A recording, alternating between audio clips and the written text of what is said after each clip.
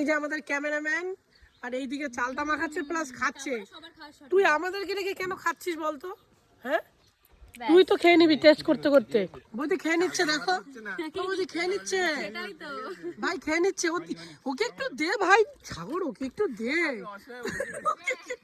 ওকে একটু দে, ও বসে আছে।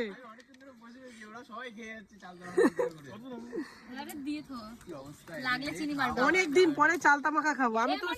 আমি খাইনি সত্যি কথা বলতে চালতা মাখা। এখানে বৌদির কাছে মাখা খেয়েছি, অনেক কিছু খেয়েছি বৌদির কাছে, বাট আমি বৌদির কাছে চালতা মাখা খাইনি।